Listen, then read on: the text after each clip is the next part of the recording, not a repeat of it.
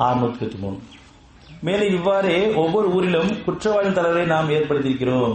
மக்கள் குற்றவாளியாக இருக்கிறோம் காரணமாக தலைவரை ஏற்படுத்திக்கிறோம் சொல்லலாம். நம்ம குற்றவாளியாக இருக்கிறோம், நம்ம யாரும் சுத்தமாக கிடையாது.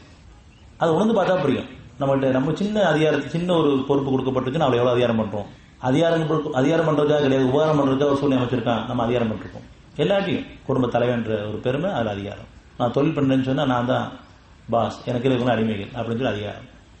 எல்லா வகையிலும் அது எல்லாரும் சொல்றதுக்கு இல்ல. சொற்ப மக்கள் நல்லவங்க இருக்காங்க, மனசாட்சி வாழ்க்கை இருக்காங்க, அவங்களுக்கு அமைதியான சமமான வாழ்க்கை நிச்சயமா இருக்கு, பாதுகாக்கப்பட்ட வாழ்க்கை நமக்கு இருக்கு, அவங்களுக்கு இருக்கு. ஆனா யாரெல்லாம் பெருமை கொண்டு உணர்ச்சிக்கு அடிமையாகி மற்றவங்களை அடிமைப்படுத்துறாங்களோ அவங்களுக்கு நெருக்கடியான வாழ்க்கை தான். அவங்கள அரசாங்கமும் அது அதிகமா அடிமைப்படுத்தும். அதுல இருந்து விடுவிக்கப்பட்டவங்க பாதுகாக்கப்பட்ட எந்த சூழ்ச்சி இருந்தாலும் சரி அவங்க பாதுகாக்கப்பட்ட வாழ்க்கை வாழ்வாங்க. அந்த அரசாங்கத்தில் அவங்களுக்கு எந்த பிரச்சனை இருக்காது.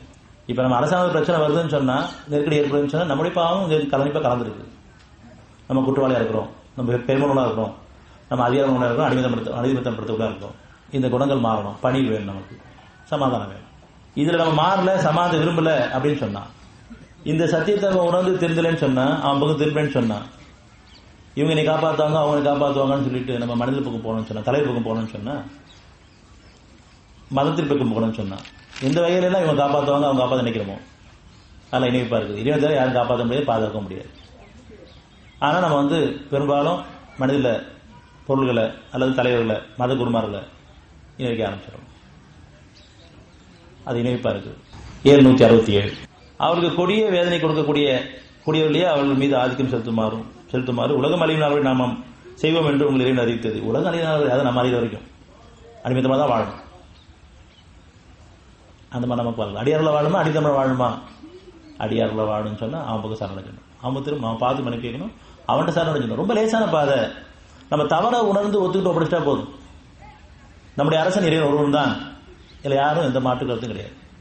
ஆனா வாழ்க்கையில் அப்படி எடுத்துக்கணும். நம்ம அவன் ஒரு பக்கம் இருக்கான், நம்ம ஒரு பக்கம் இருக்கோம். நம்ம ஏதாவது செஞ்சா தானே, நம்ம எல்லாம் ஓட்டு போட்டு தேர்ந்தெடுத்தா தானே அப்படின்னு நினைச்சிட்டு இருக்கோம். அல்லது ஏதாவது வைத்தியம் பண்ணாதானே சுகமாகும். எல்லா வகையும் கஷ்டத்தை அனுபவிச்சுட்டு இருக்கோம், நஷ்டங்கள் அதிகமாக அனுபவிச்சுட்டு இருக்கோம். பிரச்சனை ஒவ்வொரு நாள் சேர்ந்துட்டு இருக்குதான்னு பார்த்து பிரச்சனை அதிகமாக சேர்ந்துட்டு தான் இருக்கு.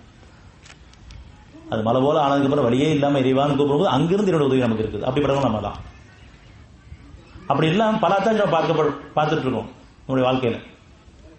உடல் ரீதியான பிரச்சனை மீட்டு கொடுக்கப்பட்டிருக்கோம், பொருளாதார பிரச்சனை மீட்டு கொடுக்கப்பட்டிருக்கோம், சமுதாய பிரச்சனை ஒரு புதிய சமுதாயம் உருவாக்கிட்டு இருக்கிறான், நம்மளை எதையும் கலக்காம பாதத்தை வழி நடத்திட்டு இருக்கிறான்.